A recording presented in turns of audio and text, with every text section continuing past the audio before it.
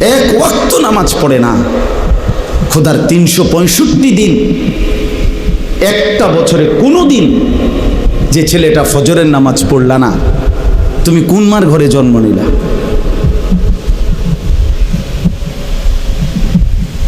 তুমি কোন বাপের ঘরে জন্ম নিলা? তোমার মায়ের 2 বছরের দুধের হক কি আদায় করো? মুসলমানের বাচ্চা এত বড় গাদ্দার হয় কেমনে বেটা? এত বড় নাফরমান, এত বড় হাইওয়ান, এত বড় চতুষ্পদ জানোয়ার মুসলমানের ঘরে হয় কেমনে বেটা? কেমনে হয় বেটা? এই জন্য মনে রাখো বেটা, যে কপালে সেজদা নাই সে কোনো মানুষ না। যে সেজদা দেয় না সে মানুষ নয়, মানুষ নয়, জানোয়ার। সে জানোয়ার, হাইওয়ান, এটা চতুষ্পদ জন্তু, এটা জানোয়ার, এটা মানুষ না। যে কপাল সেজদা দেয় না। কেন আসলি বেটা তুই পৃথিবীতে বেটা? শুধু ভাত, শুধু খানা, শুধু পেশাব পায়খানা, শুধু লজ্জাস্থানের চাহিদা, শুধু শাহওয়াত, শুধু জিনা, শুধু ব্যভিচার, শুধু নারী, শুধু উলঙ্গ ছবি। আরে এটা তো কুত্তা বিলার স্বভাব ছাড়া আর কিচ্ছু হইতে পারে না বেটা। এ তো জন্তু জানোয়ারের স্বভাব হইতে পারে বেটা। মানুষের ঘরে মুসলমান, অথচ সে তার আল্লাহকে সেজদা করে না। তুই কি মানুষ হইলি বেটা? কি পড়ালেখা শিখলি যুবক? এই ছেলে কি পড়লি বেটা? কার জমিনে বড় হইলি?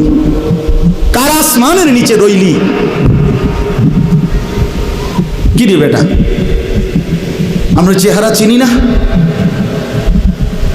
এখানে দাঁড় করাই এখন বেনামাজি। চেহারা দেখলেই তো চিনা যায়। বেনামাজির চেহারার মধ্যে তো কোনো দয়া মায়া থাকে না। বেনামাজির চেহারা তো নির্লজ্জ, বেহায়া, বেশরম, পাষাণ, দয়া মায়াহীন, এমন মনে হয়।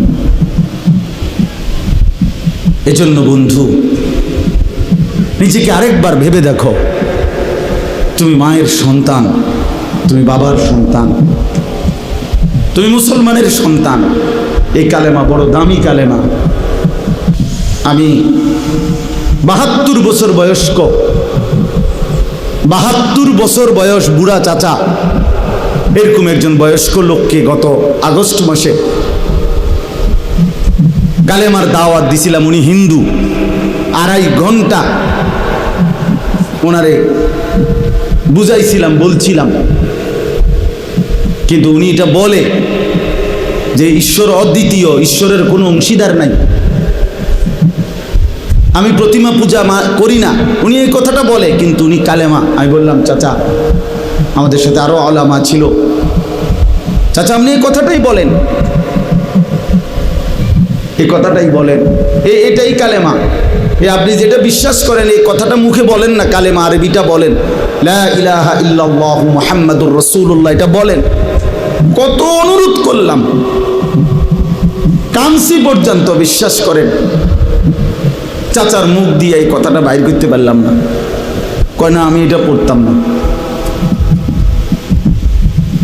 তখন আমি আমার সাথীদেরকে বললাম, হ্যাঁ এবার 72 বছর বয়স্ক একজন মুরব্বী, 72টা বছর জীবন পার হয়ে গেছে, অথচ তার জবান দিয়ে একটাবার কালেমা উচ্চারণ করল না। আর আল্লাহ তাআলা সেই কালেমা আমাদেরকে কত হাজারবার বলার তৌফিক দিছে। কত বড় নিয়ামত, কত বড় সৌভাগ্য যে আমি এক মুসলমান মায়ের ঘরে জন্ম নিছি, আমি এক মুসলমান বাবার ঘরে জন্ম নিছি। আমাদের কি যোগ্যতা ছিল? আমাদের কোনো যোগ্যতা ছিল এখানে? শুধুই কার দয়া? এত বড় দয়া যে আল্লাহ করলেন, এত বড় মায়া যে আল্লাহ করলেন, নিজে আল্লাহ পছন্দ করে আমারে ঈমান দিলেন, ঈমানদারের ঘরে জন্ম দিলেন, মুসলমানের পরিচয়টুকু দিলেন, মুমিনের পরিচয়টুকু দিলেন। সেই আমি কেমনে আল্লাহর নাফরমানি করি? রাসূলুল্লাহ সাল্লাল্লাহু আলাইহি ওয়াসাল্লাম তিনি বলছেন যে আমি আসার পরে যদি আজ মুসা নবী জীবিত থাকতো, ঈসা নবী জীবিত থাকতো, নবীজি বলেন তারা দুইজনেও আমি মুহাম্মদের অনুসরণ করা ছাড়া তাদের কোনো উপায় থাকতো না। গোটা পৃথিবীতে আল্লাহ নবী সাল্লাল্লাহু আলাইহি সাল্লাম পরিষ্কার বলছেন আমার আবির্ভাবের পরে আর পৃথিবীর কোনো ধর্ম নাই, ধর্ম শুধু একটাই, আমার মাধ্যমে আল্লাহ তাআলা ইসলামের নাম হিসাবে যেই কালেমা, যেই ধর্ম, যেই বিধান আল্লাহ দিয়েছেন আগামীর ইসরাফিলের ফু পর্যন্ত এটাই বিধান, এটাই কালেমা, এটাই ঈমান, এটাই পরিচয়, এটাই জান্নাত লাভের একমাত্র রাস্তা। সেই পরিচয়টা আল্লাহ আমাদেরকে দিয়েছেন। আলহামদুলিল্লাহ আমরা নিজেদেরকে মুসলমান বলি ভাইয়া, তো তুমি আমি মুসলমান বলো, ভোটার আইডি কার্ডের মধ্যে, জন্ম নিবন্ধন সনদে, পাসপোর্টে, সব জায়গায় আমরা নিজেদেরকে মুসলমান পরিচয় দেই, আমাদের ধর্ম ইসলাম আমরা লিখি, তা আমরা কেন সেজদা করব না? আমরা কেন নামাজ পড়ব না ভাইয়া? আমরা কেন রাসূলুল্লাহ সাল্লাল্লাহু আলাইহি সাল্লামের সুন্নাতের অনুসরণ করব না কেন? এর চাইতে বড় দুর্ভাগ্য আর কি? অনেক ছেলে, এই জন্য অনেক যুবক ভাই, সবার কাছে অনুরোধ করলাম ভাইয়া, আমার হাত জোর করা অনুরোধ, সেজদা করো, নামাজ পড়ো। সেজদা না করলে কোরআন শরীফে আছে, সেজদা যদি না করে তো ইবলিস তার পরিচয় 1 ঘন্টা আগেও তারে কোনো ইবলিস কইতো না, শয়তান বলতো না, তার নাম ছিল মুআল্লিমুল মালাইকা। এই যারে এখন ইবলিস বলে, তার আগে পরিচয় ছিল সে ছিল ফেরেশতাদের শিক্ষক, সে ছিল জিন, কোরআন শরীফে আছে, সে ছিল ফেরেশতাদের টিচার। কিন্তু যখনই একটা সেজদা করে নাই, আদম আলাইহিস সালামকে সেজদা করতে বলছে আল্লাহ, তো কয়টা সেজদা করে নাই? একটা সেজদা না করার কারণে তার পরিচয় হয়ে গেল পরবর্তী মিনিট থেকে শয়তান। তাহলে এই জন্য শয়তানকে কেন শয়তান বলা হইল? সেজদা না করার কারণে। কথা বলেন না কেন? এই জন্য সেজদা না করলে শয়তান হয়, ইবলিস হয়, মরদুদ হয়, অভিশপ্ত, মালউন, লানতের যোগ্য, রাজিম, ঘৃণিত। এই জন্য ভাইয়া তুমি কোনোভাবে দামি হইতে পারবা না, দামি হইতে পারবা না, সেজদাবিহীন দামি হয় না। দুনিয়া তুমি আল্লাহর নাফরমানি করে যা ভোগ করতেছ, আলহামদুলিল্লাহ আমরাও আল্লাহর হুকুম মাইনা দুনিয়া তা ভোগ করতেছি। এই বাজার, ব্যবসা, দোয়ান, ভাত, মাছ, চাল, ডাল, বউ, বাচ্চা, স্ত্রী, সন্তান, সংসার, ফাঙ্গাস, তেলাপিয়া, ধন্যভাতা, কাঁচামরিচ, ফার্মের মুরগা, কক মুরগা, খাট, পালং, সোফা, ফার্নিচার, ফ্রিজ, এসি, হ্যাঁ, টাইলস, ইতান আমরা যারা সেজদা দেই এটি আমরার কাছে আছে। কথা বলে না কেন? তুমি আলগা কি বুক করে লাইলা? তুমি আল্লাহর নাফরমানি কইরা সারাদিন মোবাইল টিপা আমাকে রাইতে লিখি শান্তির দেশে ধাও নাকি? তো আর কিতা, তো তুমি বেকুব আর কিতা, মানে বেশতি কি? হ্যাঁ, বেশতি কি? শুধু ধোকা, শুধু ধোকা, শুধু বোকামি করলো, ধোকা খাইল। দুনিয়া এমনি মিলে যায়, দুনিয়া এমনি মিলে যায়। আল্লাহ পাক কোরআনে ওয়াদা দিয়েছেন, আমি যাকে বানাইছি তার দুনিয়ার রিজিক আমি দেবই দেব। এই জমিনে যত কিছু আমার বিচরণশীল মখলুক, আল্লাহ বলেন ওয়ামা মিন দাব্বাতিন ফিল আরদি ইল্লা আলাল্লাহি রিজকুহা, সকলের রিজিকের দায়িত্ব আমি আল্লাহ আমার কাঁধে তুলে নিলাম। তাফসীরের মধ্যে আছে, হযরত মুসা আলাইহিস সালাম একদিন আল্লাহ তাআলাকে জিজ্ঞেস করলেন, আল্লাহ আপনার সমস্ত সৃষ্টি ছোট বড় সকলের রিজিকের কথা আপনার মনে থাকে, মনে রাখতে পারেননি। তো আল্লাহ তাআলা বললেন, মুসা তোমার সামনে একটা বড় পাথর আছে, এই পাথরটার মধ্যে তোমার হাতের লাঠিটা দিয়া বাড়ি দাও। মুসা আলাইহিস সালাম বাড়ি দিলেন, পাথরের একটা অংশ ভাঙ্গা পড়ছে। আচ্ছা আবার মারো, আবার মারলেন, আরেকটা অংশ ভাঙছে, আবার মারো, আবার মারলেন, পাথরের একটা অংশ ভাঙছে। 4 বার পাথরটাতে আঘাত করলেন। আঘাত করার পরে এরপরে পাথরটার ভিতর থেকে একটা ছোট্ট পোকা,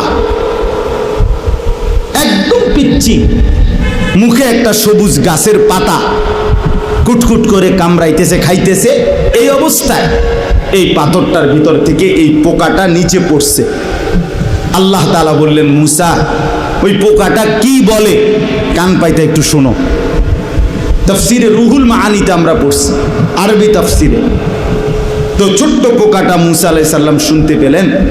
ছোট্ট পোকাটা পড়ছে, সুবহানা মান ইয়ারানি ওয়ালা ইয়ানসানি। আমি আমার সেই মাওলার প্রশংসা করছি যিনি আমাকে প্রতিনিয়ত দেখছেন, আমাকে একবারও ভুলেন নাই। তো মুসা আলাইহিস সালাম বুঝলেন আল্লাহ তাআলা এতটা পাথরের ভিতরে এই ছোট্ট পোকার মুখে সবুজ গাছের পাতা যিনি পৌঁছাইতে পারেন, তিনি তার গোটা সৃষ্টির রিজিক ঠিকই পৌঁছাইতে পারেন। এই জন্য বন্ধু আমার, বাপ আমার, সবার কাছে অনুরোধ করছি, আমি শক্ত কথা বলছি, রাগ হইয়েন না, বিবেক জাগাবার জন্য বলছি, ঝগড়ার জন্য বলি না। কেন আমরা নামাজ পড়বো না? কেন নামাজ পড়বো না? রাসূলুল্লাহ সাল্লাল্লাহু আলাইহি সাল্লামের ভালোবাসার দাবি, মহব্বতের দাবি এটা, আল্লাহকে সিজদা করা। রাসূলুল্লাহ সাল্লাল্লাহু আলাইহি ওয়াসাল্লাম ইন্তেকালের পূর্ব মুহূর্তে আম্মাজান আয়েশা রাদিয়াল্লাহু তাআলা আনহাকে ওনার বুকের মধ্যে মাথা রাখা অবস্থায় নবীজি ইন্তেকাল করছিলেন। এই ইন্তেকালের পূর্ব মুহূর্তে হযরত জিবরাইল এবং আজরাইল দুইজন ফেরেশতাকে সামনে রেখে আল্লাহ নবী সাল্লাল্লাহু আলাইহি ওয়াসাল্লাম আম্মাজান আয়েশাকে বলছিলেন, আয়েশা আমি চলে যাচ্ছি আমার মালিকের কাছে, যাওয়ার আগে তোমার মাধ্যমে আমার উম্মতের জন্য আখিরি নসিহত, আমার উম্মতের জন্য আমার শেষ কথা, আসসালাত আসসালাত আসসালাত। আমার উম্মতকে বইল নামাজ ঠিক রাখতে, নামাজ ঠিক রাখতে, নামাজ ঠিক। আমার বাপ, কোনো বাবা যদি মৃত্যুর পূর্বে কিছু ওসিয়ত করে, সন্তান যত পাষাণই হোক না কেন, সে তার মৃত্যু পথযাত্রী বাবার ওসিয়ত পালন করে। তা আমাদের নবী সাল্লাল্লাহু আলাইহি ওয়াসাল্লামের আখিরি নসিহত ছিল নামাজ, উম্মতের নামাজ। তো সেই নামাজ যদি আমরা আন্তরিকতার সাথে পালন না করি, তো আমাদের নবীর সাথে আমাদের সম্পর্ক কই? রাসূলুল্লাহ সাল্লাল্লাহু আলাইহি সাল্লাম কোরআনের মধ্যে আছে, সূরা নিসার মধ্যে আল্লাহ তাআলা বলছে, বন্ধু আপনাকে সামনে রেখে আপনার উম্মতের আমলনামা খোলা হবে। তো নবীজি সাল্লাল্লাহু আলাইহি সাল্লামের সামনে যখন আমলনামা উম্মতের খুলবে, তা আল্লাহ নবী সাল্লাল্লাহু আলাইহি সাল্লাম যখন দেখবে আমলনামায় পৃষ্ঠার পর পৃষ্ঠা, পৃষ্ঠার পর পৃষ্ঠা, এক ওয়াক্ত নামাজ নাই, ফজরের নামাজ নাই, 10 বছর, 5 বছর, 3 বছর, রাসূলুল্লাহ সাল্লাল্লাহু আলাইহি সাল্লাম বলবেন, হায় উম্মত, আমি শেষবারের মতো বলে গেছিলাম, আমার শেষ ওসিয়তটা ছিল নামাজ। তুই উম্মত আমার শেষ কথাটাও, আমার মৃত্যু পথযাত্রার সময় কথাটাও পালন করলি না। এই কি আমলনামা নিয়ে আসলি? আমি কেমনে আমার আল্লাহর কাছে সুপারিশ করব?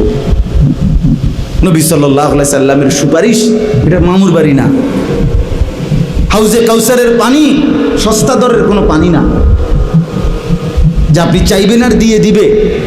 না না বাপ, বিষয়টা এমন না। আপনি ভালো আলেম থেকে জিজ্ঞাসা করে নিয়েন। সুপারিশ এটা আপনার মামুর বাড়ির আবদার না। কাকে সুপারিশ করবেন তা আল্লাহর পক্ষ থেকে নির্ধারিত করা আছে। কাকে হাউজে কাউসারের পানি পান করাবেন তাও আল্লাহ তাআলার পক্ষ থেকে নির্ধারিত করা আছে। নির্ধারিত করা আছে। এই জন্য এটাকে একবার ছোট্টখাট্ট খামখেয়ালি মনে করলে হইতো না। এই জন্য আপনি এই আমল নামা কেমনে দেখাইবেন? যুবক ভাই, তুমি তোমার এই নওজোয়ান কালের এই আমল নামাটা কেমনে দেখাইবা যে একটা সেজদাও নাই, ফজর জোহর আসর মাগরিব এশা নাই? এমন হইল কেন? এই জন্য আমরা যারা রাসূলুল্লাহ সাল্লাল্লাহু আলাইহি সাল্লামকে ভালোবাসি, আমাদের দায়িত্ব এটা 5 ওয়াক্ত নামাজ পড়া। কি পড়া বলেন? এটা পড়তেই হবে, পড়তেই হবে, এটা পড়তেই হবে। কোরআন এবং সুন্নাহর মধ্যে অসংখ্য প্রমাণ আছে যেখান থেকে আল্লাহ এবং তার রাসূল নামাজের গুরুত্ব বারবার বারবার বলেছেন। আল্লাহ আমাদেরকে বুঝার তৌফিক দান করেন। আমাদের নবী সাল্লাল্লাহু আলাইহি সাল্লাম সারা আলমের জন্য নবী, সারা কায়নাতের নবী। তা এত বড় শ্রেষ্ঠতম নবী পেয়ে আমরা যদি তাকে মূল্যায়ন না করি, তার কথা পালন না করি, তা এর চাইতে উত্তম আর কে হবে? এর চাইতে উত্তম আর কে আসবে আমাদেরকে বুঝাবার জন্য? নবীজির চাইতে উত্তম আর কে আসবে? কেউ আসবে। সর্বশ্রেষ্ঠ ব্যক্তি, সর্বশ্রেষ্ঠ ব্যক্তি আল্লাহ তাআলা আমাদের জন্য দান করেছেন। কোরআনুল কারীমের মধ্যে আছে, আল্লাহ তাআলা বলেন, লাকাদ মান্নাল্লাহু আলাল মুমিনিনা ইয বাআসা ফীহিম রাসূলাম মিন আনফুসিহিম। আল্লাহ তাআলা বলেন যে হে মুমিনগণ, আমি আল্লাহ তোমাদের উপরে সবচেয়ে বড় যে দয়া করেছি সেটা হলো আমার রাসূল তোমাদের জন্য পাঠিয়ে দিয়েছি। এই পৃথিবীর সব কিছু আমার নিয়ামত, কিন্তু এগুলো আমি সবাইকে দিছি, কিন্তু আখিরি বন্ধু, আমার আখিরি বন্ধু, আমার শ্রেষ্ঠতম রাসূল, আমার কলিজার টুকরা আমি তোমাদেরকে দিয়ে দিছি, তোমাদের জন্য পাঠাইছি।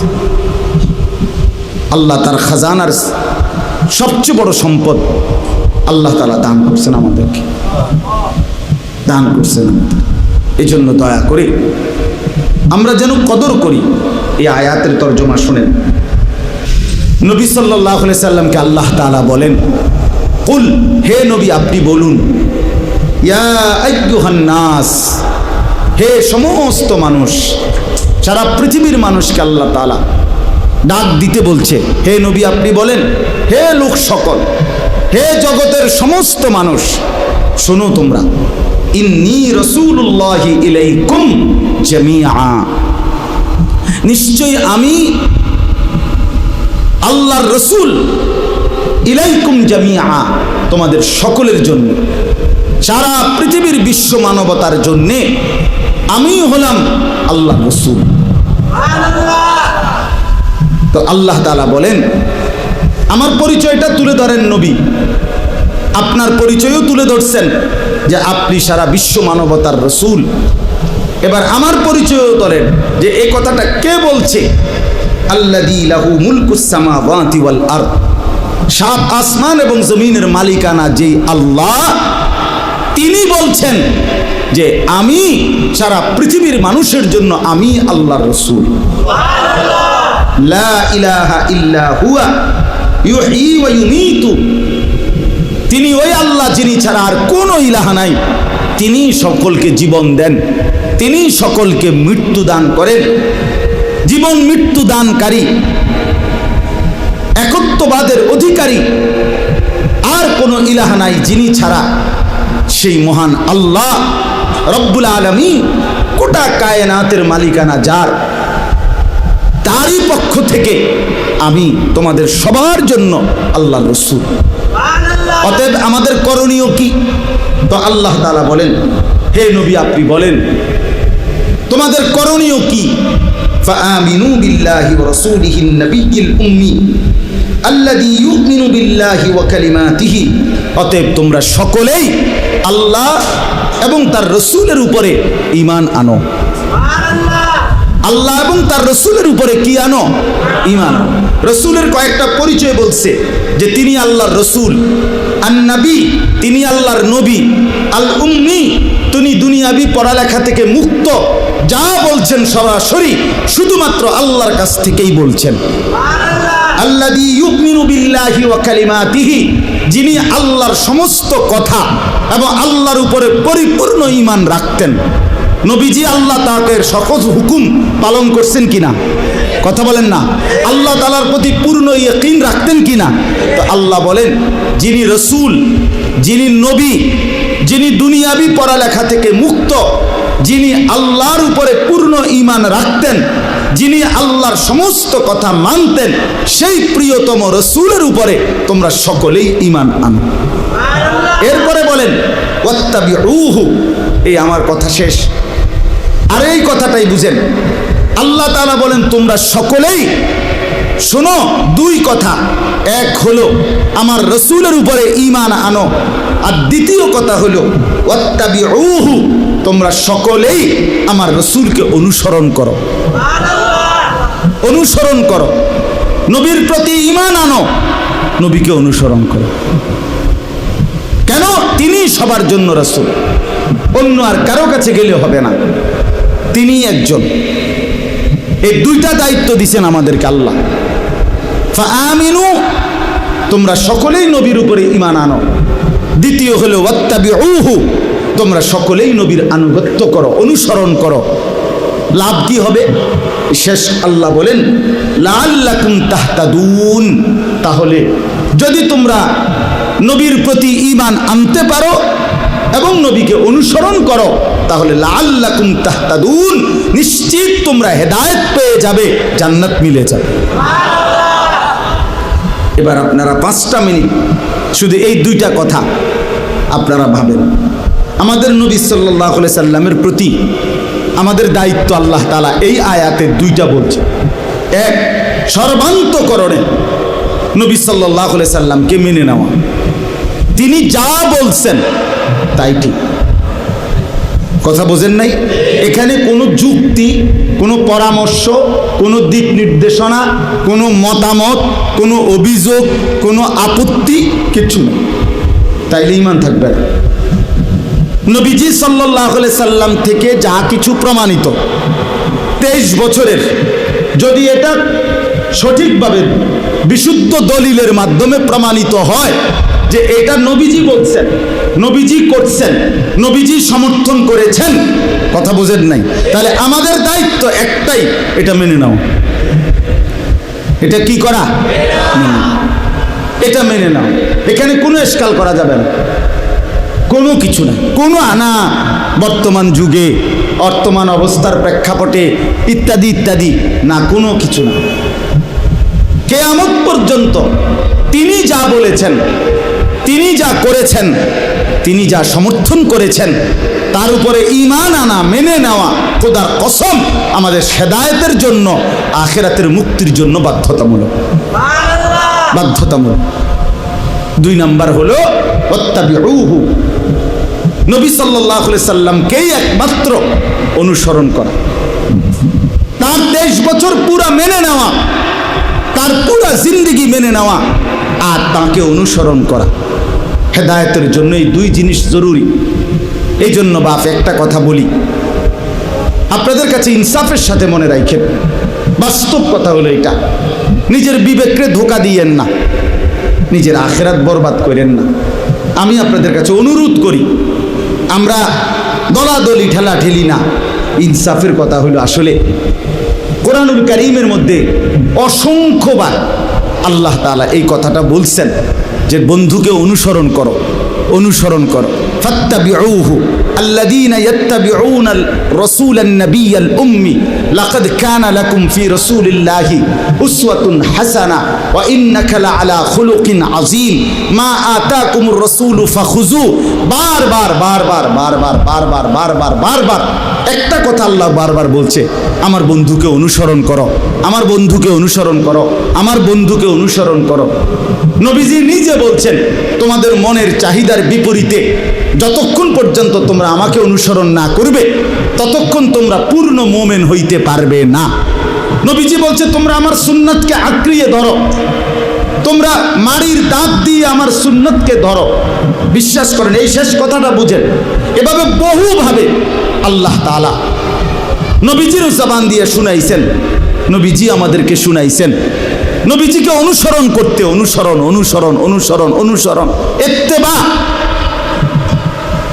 অতএব একজন মুসলমানের রাসূলুল্লাহ সাল্লাল্লাহু আলাইহি সাল্লামের প্রতি ভালোবাসা, ইশক, মহব্বত, নবীর প্রেম, নবীর ভালোবাসা প্রমাণিত হবে। ইনসাফের কথা হলো এটাই, অনুসরণের মাধ্যমে। বিশ্বাস করেন, অনুসরণবিহীন ভালোবাসা হয় না, ভালোবাসা হয় না। ওই ভালোবাসা আখিরাতে টিকবে না, বিশ্বাস করেন। আল্লাহর দোহাই বললাম, শুধুমাত্র লাফালাফি ফালাফালি করলে, শুধুমাত্র ঢাক ঢোল বাজাইলে, শুধুমাত্র সই হুল্লুর হাঙ্গামা করলে, শুধুমাত্র বিভিন্ন আইটেম মুখরোচক মজাদার খাবার খাইলে রাসূলুল্লাহ সাল্লাল্লাহু আলাইহি সাল্লামের অনুসরণ, সুন্নতের ইত্তেবা, নবীজির পদাঙ্ক অনুসরণ, এটা যদি আপনার আমার মধ্যে না থাকে, বিশ্বাস করেন হাসরের ময়দানে এই ভালোবাসা টিকবে না। দুনিয়া মিলে যাবে, আখিরাত মিলবে না, পরকাল মিলবে না। এই জন্য আজকে এই কথাটাই বললাম। এখানে আল্লাহ তাআলা বললেন যে তোমাদের দুইটা দায়িত্ব, তোমরা আমার বন্ধুর প্রতি ঈমান আনবা, ওয়াত্তাবিউহু, এবং তাকে অনুসরণ করো, অনুসরণ করো। আজকে আফসোসের বিষয় হলো আমরা এই কথাটাই বুঝাইতে পারি না যে রাসূলুল্লাহ সাল্লাল্লাহু আলাইহি সাল্লামের সুন্নাতের অনুসরণের মাধ্যমে নবীজিকে ভালোবাসতে হয়। আপনি বছরের পর বছর কোনোদিন মেসওয়াক করলেন না, অথচ নবীজি মৃত্যু পর্যন্ত, কসম আল্লাহ, বুখারী শরীফের হাদিস, নবীজি ইন্তেকালের মুহূর্তে শেষ যখন দুনিয়া থেকে বিদায় নিবে, সেদিনও নবীজির হাতে, নবীজির আখিরি আমল ছিল নবীজি মিসওয়াক করছেন। আম্মা জান আয়েশা রাদিয়াল্লাহু তাআলা আনহা বলছেন, আমি নিজে মিসওয়াক চাবাইয়া দিছি নরম করে। নবীজি আস্তে আস্তে মিসওয়াক করছেন, এর কিছুক্ষণের মধ্যেই আল্লাহ তাআলার সান্নিধ্যে চলে গেছেন। তাইলে আপনি কোনোদিনও মিসওয়াক করলেন না, টুথপেস্ট, ব্রাশ আপনার কোনোদিন মিস হলো না, আপনি ব্রাশ করতে ভুললেন না, মিসওয়াক করতে মনে পড়লো না, আপনি দস্তরখান বিছাইতে মনে পড়লো না, ডাইনিং টেবিল ভুললেন না, আপনি ঘরে ঢুকতে, বের হইতে, টয়লেটে, বাথরুমে, গোসলে, আপনার খাদ্য পানীয়, আহার, নিদ্রায় নবীজির সুন্নাতের কথা আপনার মনেই পড়ে না, আপনি পালনই করেন না। তাইলে বাবা এটা কেমনে আল্লাহ রসুলের ভালোবাসা হয়? আমিও বুঝি না, আমরা বুঝি না বাপ। আমরা কত গালি শুনি, এরপরও আমরা বলি যে এটাই। তুমি আমগরে যাই বলো ভাই, ওয়াহাবি না শুধু, তুমি যদি ওয়াহাবির আব্বাও কও, তুমি যদি কও যে ওয়াহাবির দাদা, ওয়াহাবির শাস্তো ভাই, জ্যাঠতো ভাই, হুয়াতো ভাই, খালতো ভাই, তালতো ভাই, তাও কোনো সমস্যা নাই। আরও কোনো গালি থাকলে দিতে পারো, কোনো সমস্যা নাই।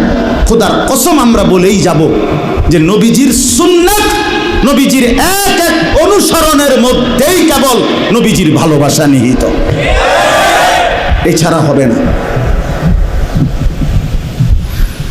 ভালোবাসা হবে না। নয়তো ভালোবাসতে হলে অনুসরণ করতে হবে, অনুসরণ করলে ভালোবাসা প্রমাণিত হবে, সোজা হিসাব। এজন্য রাসূলুল্লাহ সাল্লাল্লাহু আলাইহি সাল্লামের সুন্নাত তরিকার বিরোধী হইয়া আপনি নবীর ভালোবাসা কবরে হাসরে প্রমাণ করতে পারতেন না বাবা। শুধু লাফাইয়েন না, আবারও অনুরোধ করছি, 60 বছর বয়স, এখনো বিড়ি খানার অভ্যাসটা ছাড়তে পারলেন না, আপনি নবীকে ভালোবাসেন না। আমরা বুঝি না, আমরা চিড়া খাই, আমরা বন দিয়া চা দিয়া ভিজাই খাই, হ্যাঁ, আমরা ভাত খাই না, আমরা ভাত খাই না। আপনার ঘরে আজকে 30 বছর ধরে প্রতিদিন রঙিন টেলিভিশনে আপনার বউ বাচ্চা নর্তকীর ছবি দেখে, নাচ গান, নাটক, সিনেমা দেখে, আপনি নবীকে ভালোবাসেন? আমরা বুঝি না, হ্যাঁ, আমরা বুঝি না। আপনি কোনোদিন দস্তরখান বিছাইবার কথা কদ্দুর মনেও পড়ে না, আপনি আল্লাহর নবীকে ভালোবাসেন? আহা, ইনসাফ না এটা। এই জন্য আপনাদের কাছে অনুরোধ করছি, সবার কাছে বললাম, এখানে এটা ধাক্কাধাক্কির বিষয় না, এটা গালিগালাজের বিষয় না, এটা আখেরাতের বিষয়।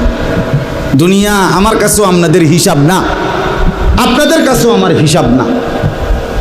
কিয়ামতের ময়দানে আমি হিসাব নেব না, আপনি নেবেন না। আমরা প্রত্যেকেই আল্লাহর কাছে হিসাব দিতে হবে, আল্লাহ তাআলার কাছে এটা বুঝাই দিতে হবে। আল্লাহ বলবে, বান্দা আমি আমার বন্ধুকে অনুসরণ করতে বলছি। আচার ব্যবহার, চলা ফেরা, হাসি কান্না, রাত দিন সকাল দুপুর, সকল বিষয়ে, ঘর পরিবার স্ত্রী সংসার বাজার ব্যবসা দেশ জাতি রাজনীতি সকল ব্যাপারে আল্লাহ নবী সাল্লাল্লাহু আলাইহি সাল্লামের এক এক সুন্নাতের অনুসরণ, খোদার কসম এর মধ্যেই আমাদের ভালোবাসা নিহিত, আখিরাতের মুক্তি, আমাদের হেদায়েত, আমাদের জান্নাত এর মধ্যেই নিহিত। এই জন্য আমার কথা রইল এতটুকুই। সাহাবায়ে কেরাম এটাই বুঝতেন, সাহাবায়ে কেরাম নবীজিকে অনুসরণ করতেন, আর এই অনুসরণের মধ্যে ভালোবাসা প্রমাণ দিতেন। এই জন্য আজকে আফসোসের বিষয়, অনুসরণকারী যারা একটা একটা সুন্নত ধরে ধরে যারা পালন করে তাদেরকে গালি দেওয়া হয়।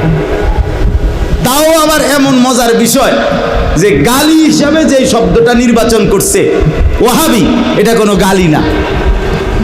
মানে আমার ছেলেরে একবার আমি ছোট্টবেলায় একটু ছোট থাকতে আর কি, তার পায়ের ডানে বামে আপনার সে গজল, আরে একটা সূরা কইতে কইছি মাদ্রাসার অনুষ্ঠানে, সে বলে না মাইক দিয়া, তা আমি তার পায়ের দুই পাশে দুইটা বাড়ি দিছি আর ফ্লোরে বেদ দিয়া, ইচ্ছা করেই তার পায়ে দেই নাই, এরপরও কয় না, হ্যাঁ পরে ছেড়ে দিছি। পরে রাত্রে আমারে বাসায় গিয়া বলতেছে, আমারে কাছে আইসে, আব্বু লাগছে না। লাগছে না মানে ওই যে দুপুরে যে বাড়ি দিছি এটি কোনো হের পায়ে লাগছে না। আমি, আরে আব্বা আমি তো তোরা আসলে দিছি না বাড়ি, তো এতে মনে করছি খুশি যে আব্বু বাড়ি দিছি কিন্তু কি লাগছে না। তা আমিও অনেক সময় বলি যে আপনি যে আম করে গালি দিলেন লাগছে না, আমরা গায়ে লাগছে না, কারণ ওয়াহাবি এটা গালি নাই, আল্লাহর নাম। এটা কার নাম? সৌদি আরবের মোহাম্মদ ইবনে আব্দুল ওয়াহাব আন-নজদি, যদি তার দিকেও সম্বন্ধ করা হয় বলে তার কারণে বলা হয়, তাহলে তার নাম তো হলো মোহাম্মদ, আব্দুল ওয়াহাব না, তার বাপের নাম আব্দুল ওয়াহাব। আকীদা নিয়ে যার লগে সমস্যা তার নাম হলো মোহাম্মদ। কথা বোঝেন নাই আমার?